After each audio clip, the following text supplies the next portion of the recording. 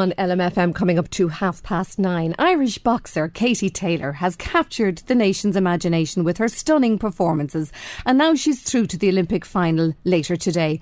But the story of women's boxing in this country goes much further back to Ireland's first professional world champion, Deirdre Gogarty from Mornington in County Meath. Here's what they said about her following her fight in 1996 with Christy Martin, which completely knocked off the headlines, a fight between Mike Tyson and Frank Bruno on the same night. Martin Gogarty fight, I mean, it was probably the most lucrative bloody nose in the history of boxing.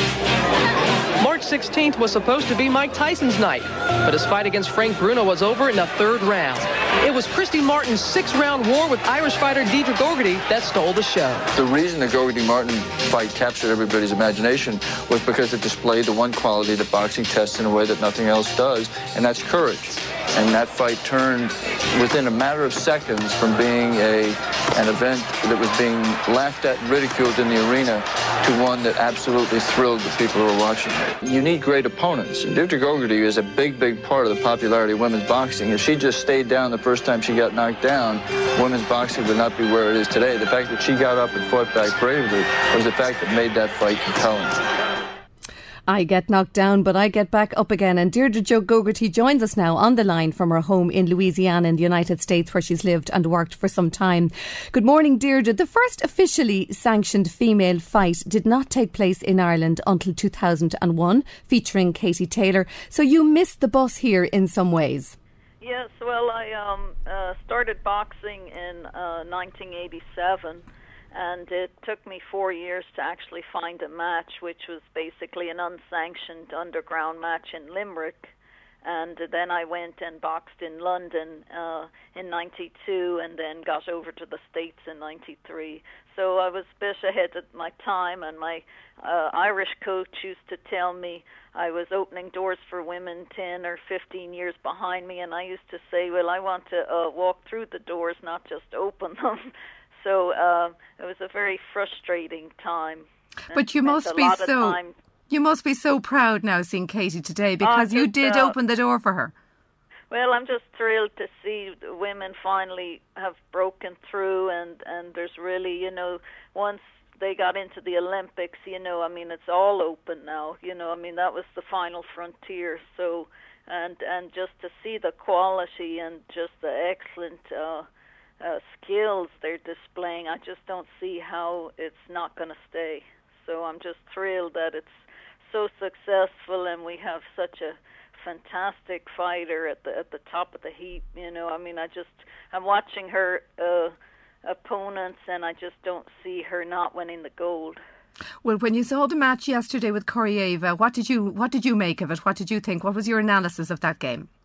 Oh, just, the way Katie uses her feet and her distance, and she's so fast, and it's not like she's got easy opponents. I mean, her the opponents in this tournament are just absolutely excellent. So, it's I mean, she's really had to step up the game, and she's just a fantastic fighter. Did you think Koryeva was a little bit dirty? There seemed to be a few sneaky punches in there. Yeah, a little bit, but that will come with desperation, and a clever fighter does anything they can to win, and she was just trying everything she could to win, and that's what a real fighter does. It just wasn't enough to beat Katie. How did you get started in it yourself? I know your father was the very well-known dentist in the North East region, Des Gogarty, and, I believe, I'm told that your family didn't know you were boxing until you had been doing it for quite a while.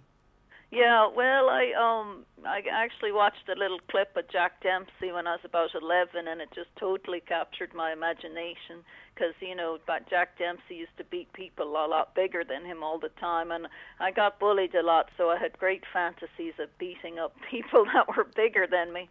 So I actually had a sailor's kit that I stuffed with newspaper, and I hung it in the closet in the cupboard, and I punched it in there so nobody, because I would get teased about it, so I just do it in secret.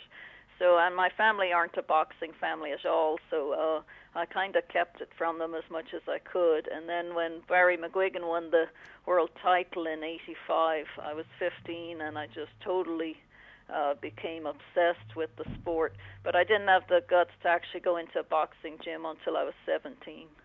And then you went all the way, as you said, you had to go to the UK first and then over to the States, and you won a featherweight title. Tell us about that. Yeah, I won the title in 97, so I was actually 10 years boxing until I won the title, and it was a long, hard road, but I finally got there and won it, so my dreams came true. And to other young women who were interested now in taking up boxing because of watching Katie Taylor yesterday and looking forward to seeing her again today in the Olympic final, what would you say to parents whose daughters were saying, "Oh, I want to go boxing"? Well, you know, it's a very, very hard sport. It's not something to be taken lightly. It's hard work, and you have to be very, very passionate about it. But, you know, I definitely encourage girls to do it. It's extremely high fitness level needed, and, you know, it's a great way to take out your frustration as well. You know, a lot of young people need a good outlet, and I think, you know, for a lot of young women, they don't really get to express themselves or express their aggression like a lot of boys get the opportunity to. So, you know, it's an important outlet, but, you know, if you're going to do it competitively, you have to take it absolutely 100% seriously, because it is a very tough sport. I know your career ended to injury, as so many careers do, but are you still involved in the sport? Do you train young professionals or young boxers at all? Yes. Yes, I coach, and, you know, the reason coaching is so important to me is because, you know, somebody had to stick their neck out and allow me to train and coach me back when women weren't allowed to box. And, you know, I got that opportunity in the Drogheda Boxing Club with Joe Leonard, and then up in Dublin with Pat McCormick and Jimmy Halpin. And, you know, without those people that stuck their neck out and took a chance when everyone said they were wasting their time, I would never have got where I went. So that's why I coach now. Well, Deirdre Gogarty from Mornington, you went a long way in the sport, becoming a world champion. And that YouTube fight between yourself and Christy Martin, I know it's up there on YouTube, and I know a lot of people will be interested in seeing it. You went 6 rounds in the toughest of conditions against a huge crowd with no masks because you were professional. Yes, yes, it was a hell of a tough fight, and it was kind of really a crazy fight to take at the time. You know, she was way bigger than me, way more experienced, but, you know, you didn't pick and choose then. You know, you just took whoever they put in front of you, you took it on, and you know, I never turned down a fight, and it turned out that fight, even though I lost, became kind of a turning point for women's boxing, because it was the first time so many people got to see women boxing, could see that they actually can fight. And so women's boxing really took off from there. So, you know, I was very glad I took the fight, even though it was such a hard fight. Well, Deirdre Gogarty from Mornington in Mount County Meath, the original world champion Irish female boxer, thanks for joining us from Louisiana this morning. And just to say that Deirdre also has a book coming out shortly about her time as a professional women's boxer, and you'll find it on Amazon, and it's called My Call to the Ring.